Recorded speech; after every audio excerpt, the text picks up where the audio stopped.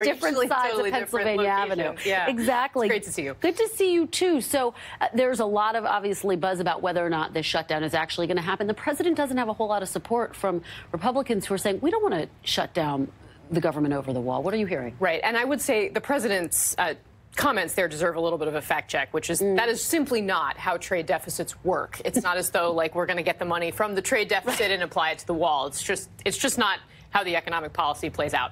But you're completely right. There's zero appetite for a shutdown on Capitol Hill. Just none. And when we have seen shutdowns in the past, there's usually been somebody somewhere who's gunning for it. Ted Cruz, when there was a fight over the ACA, there were liberal Democrats who were pushing their caucus to take a stand earlier this year over this very issue. But the reality is Republicans don't seem to have a way out of it. Nobody does. There's no game plan. There's no end game.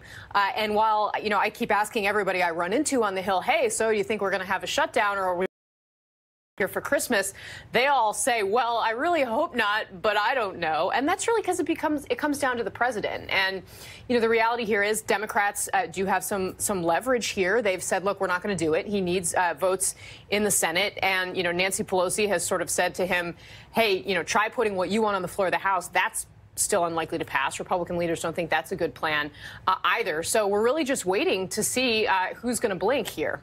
Well, I've been talking to some of the president's allies. You raised the issue of leverage, and they don't think he has a whole lot, in part because of the Russia investigation, in part because Democrats are about to take over the House, as you mentioned. Do you get the sense that there are Republicans who are willing to go to the mat for him on this?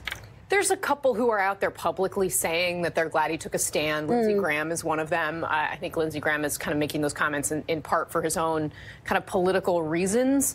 There had been a lot of, negotiation behind the scenes about, well, how do we, perhaps give a little bit more money over a longer period of time? I mean, there are a lot of things. They have a lot of tricks up their sleeves that they can negotiate behind closed doors. But I do think it's really going to take Republican leaders stepping up and saying to the president, hey, we really don't want to do this. And at this hour, you are tracking a vote in the Senate on a completely different topic. Yeah. A vote really aimed